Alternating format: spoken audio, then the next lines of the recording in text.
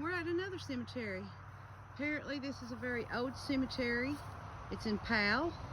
It's right down from Crown College. It's called the Brown Cemetery, and looks like a pretty old cemetery. So we're gonna go on in here. I got my boots on. It's not too bad, but I guess because of the what do you call it? Creeping myrtle, that's what I call it. It's kept the weeds off. So right here, first when you walk in to the right of the gate, it says Thomas Brown purchased a 100-acre farm on the Tennessee frontier November the 29th, 1798 for his son Maxwell Brown. Maxwell Brown married Isabella Gaston in 1818, and they cleared and farmed the ground until his passing in 1863. Isabella and Maxwell founded the Brown Academy in 1825, one of the early schools in eastern Tennessee. The school was located just south of the cemetery and was burned to the ground by Confederate sympathizers during the Civil War. Maxwell Brown was one of the founders of the Beaver Creek Cumberland Presbyterian Church, and his son, Reverend John Maxwell Brown, served as its pastor for many years. This cemetery was rededicated in 2015 by Arvin Brown and Hank Brown. So I would say this is probably the oldest cemetery in Powell. So we're gonna be careful for snakes. Got my boots on. There they are. They're not the greatest things. I see a lot of rock markers. I'm gonna go on over here, and I see a lot of sunken graves. And I hope there's not any snakes. So there's one.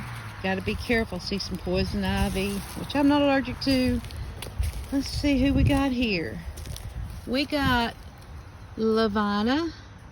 She was the daughter. Let's see. Oh, can you make that out? Is it Duggar? Yeah, because there's a Duggar right here. Okay, so she must have been a wife of L.A. or I.A. Duggar. And I can't make out when she was born, but she died in 1865. So here is, next to her is Daniel Duggar, born in 1857, and also died in 1865. 2 days difference. Just a few days difference. So could that be yellow fever? Could have been. Could have been childbirth. No. That's a child. Yeah, but it's not childbirth. Yeah. So, yeah, it could have been yellow fever or something going on at that time. Here's in memory of Susanna, wife of Joseph.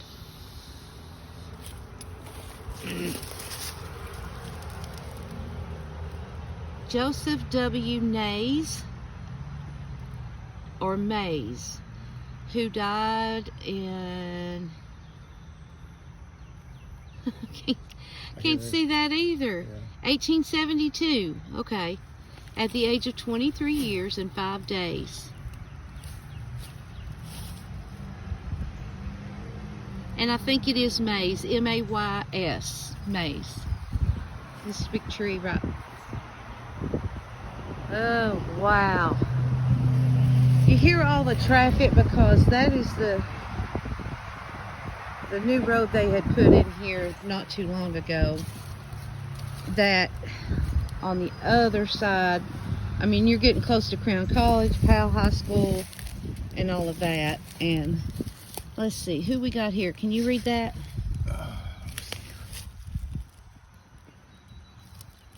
No, I cannot. Cannot read that. I can read. There was a child, 1867, born in July of 1867, died in August.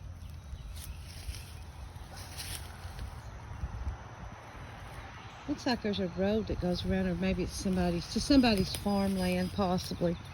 I'm gonna head right here. I know that there's a lot of sunk graves. You guys can't tell on the camera, but there is. Kind of watch my step. F.S. Sweet, June 13th, 1838, April the 22nd, 1897. And that's a really old marker. You can see here that there's a sunk grave right there. And on this side is Eliza Sweet, 1835 to 1915. Let's go on around and see if there's somebody on the other side.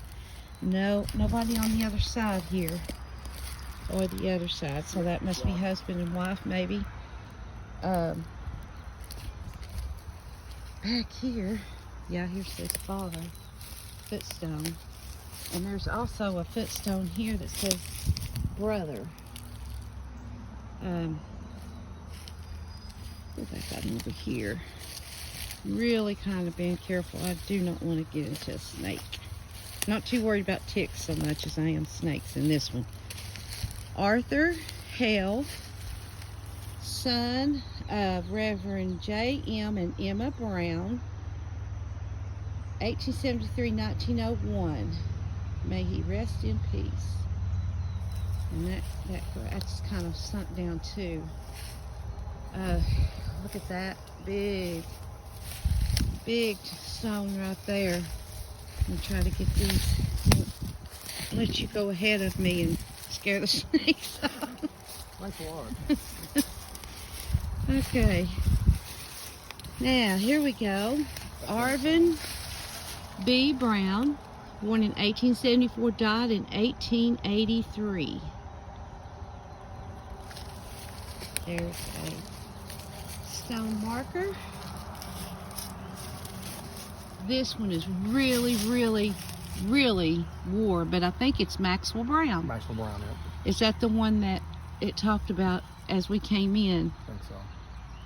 So he's the one who came in and donated all this land, and That one. right? Because it looks like so. he died in 1862.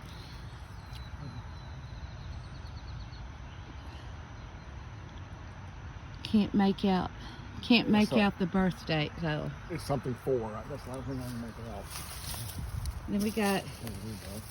Isabel Brown, 1797 to 1870. That was the guy's wife that bought the land, I think. Okay. I think. This one is Thomas Brown, born in 1836 and died in 1866. And this one is Nancy Ann Brown, 1881 to 1869. No, 1830? 89. 89? Okay, 1881 to 1889. So that was just a child. And there's another stone marker, and there's a stone marker right there too. So that's kind of weird. You look around there, you can tell. Look how little that is. That's got to be a baby. I think that's a footstone, that's a headstone. Well, what's this one then? It may be And then that. we got another stone that the tree's eaten, and there's another stone around this tree. You see right there, there's a stone. There's a lot of marker stones here. A lot of marker stones. You see that one? I'm going to go on up here and get to this next row. And this one is Thomas W., son of J.M. and F. Brown, born in 1869 and died in 1889. He's 20 years old. We also, you can look around. There's no more, well, there is a couple, but right in this area here, I see sunken graves and looks like a lot of rock headstones. Just gonna walk around here. That's TWB. And then here is Emmeline, wife of John M. Brown, born in 1844, died in 1889. A mother's dearest short farewell. What? Something may... Oh, I don't even know why I try to read these, because some of them are just, they're too hard to read. And so I'm going to go here, and I'm not sure this is, I would say this is this footstone, and this is a different grade. See if there's anything on it. No, nothing on this one. It could be the footstone to this one that we just read. And here we got okay, that looks like a child's grave right there. Or it's that one. It's hard to tell in here. And here's the big one that we've seen. Pretty good size. Looks like it's got a Bible or the Book of Life. It's Reverend John M. Brown. Okay, that's the one we talked about.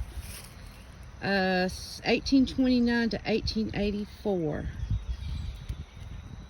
And then there's a stone there that... That's his wife right there. So, yeah, the Eveline was his wife. That's his son. And his son's right over there. Okay. Oh, and then we got some yellow jackets. That's fun. We'll just leave those alone. Maybe they'll leave us alone. Somebody's put some benches in here. I mean, really, if it wasn't for the traffic, this would be a good place just to sit and, you know, cool off or meditate. I'm gonna try to make my way back here. So, I'll let you look while I walk back through here. And we are coming upon Vanny, or Vanny. And she was the wife of Isaac Presnell, born 1842 and died in 1894. She has the shaking hands, welcome to heaven.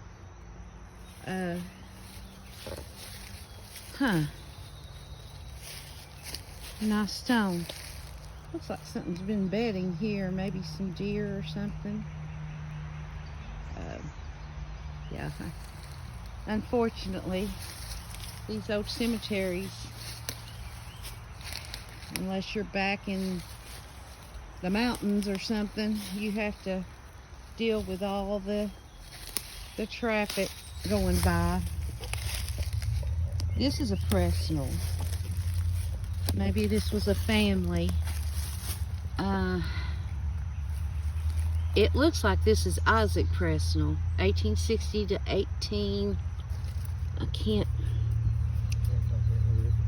Looks like 19. No, 8. Maybe 19 something.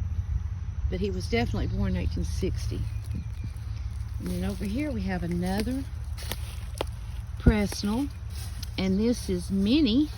She was the wife of somebody Presnell, born 1869, died in 1894. And next to her was an infant, FL and Minnie. So Minnie's husband was named FL Presnell, born and died in 1894. And she died in 1894. So maybe she died during childbirth. Well, they both died the same year. Yeah. That or a broken heart, which I could see either one. Maybe November or December. You know, trouble, you know, with the pregnancy. There's another little bench. We got the canopy. It's really, really shaded in here. And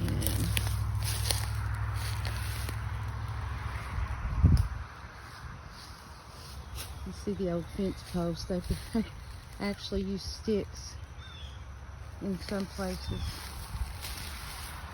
But I'm glad that there's no trash here. There's no sign of anybody coming up here and desecrating it, thank goodness, because, you know, this is somebody's loved one, and you should show respect in all cemeteries, because, you know, their spirit might not be here, but, you know, their bodies are here. I'm gonna go there. This looks like just an uprooted tree, maybe a tree had fallen, but behind that you can see where there's some sunk graves, and I'm sure it looks like this place is full of graves. So there's another rock marker. I see 1, 2, 3 rock markers right there. I can see some sunken graves back there. There's no markers to them that I can see. Huge trees. Huge old trees. See a rock marker here. Yeah, anytime you go into a cemetery, you know, be respectful. Don't lean on the stones. Don't, you know, have trash or whatever. You know, this is someone's loved one, and even though they may not, their family may have all died out, and they're not even around here, you know, these people still, they're like for early settlers here in the area, and if it wasn't for them, you know, that maybe a lot of this stuff maybe not have happened, like the first church, they said, you know. So that stone that we read when we first came in proved that, you know, there's a lot of Civil War history going along here. See a couple more rock markers. That one, is that one readable over there? That's the footstone. That's the footstone to this one, and this one is a Glenfro? No? Say. Can you all make that out? It's G-L, what's that? That A? Glen? B. Glenfro, maybe, or Glantro. I'm not sure. Born in, died in 1832 at age 52 years old. So it don't say when they was 152 born, but yeah, you can do the math. It's 52 years old. 1780s. So yeah, head and footstone there. I really enjoy getting out and seeing the history. I'm not originally from Knox County. I'm originally from Claiborne County, from Harrogate and Cumberland Gap. And sometimes you'll see some videos I do in Tazewell. That's only because I'm kind of passing through, because a lot of my family members are from Tazewell, Sharps Chapel area, Claiborne County, you know, in that area. So that's why you might see them from different places, because I'm on my way through to visit. I'm from Middlesboro, Kentucky to wherever. But basically, this is the Brown Cemetery, and I really have enjoyed seeing this one because it has a lot of history, and I love history. Like I've told you before, I see some more rock markers here, some graves. It kind of reminds me of the one video that I did in Ewing, Virginia, of my grandparents' cemetery, but this one is not half as grown up as that one. But you know, you look around and you can just imagine people in the 1800s you know, walking away from these graves after they buried their loved ones and going about their lives. You know, you can see it's the farmland, even though on this side it's a busy superhighway. But yeah, this was a nice cemetery that I'm glad that I came across. Like I said, if you do come, please show respect and don't desecrate. Don't come in here and do crazy stuff. You know, these people are sleeping, and just be respectful. You know, it's time to walk away from the foolish stuff about ghosts and, you know, conjuring up something. Just be respectful to all these old cemeteries. They have a lot of history that our children and grandchildren and so on can look up and learn from, and like me, do ancestry hunting. So I do have Browns in my family. I'm wondering if I'm kin to them. So I'm going to look them up when I get home. Really, really cool cemetery. So I hope you enjoyed this. Guys, if you don't care to subscribe, I know my videos are really primitive, really plain, but hey, I'm not in it for nothing but just ancestry and just appreciating the history, you know, of where we live and all the things that people went through. So if you guys know anything about this, let me know. Just put it in the comments, and I appreciate it. Thank you. See you later.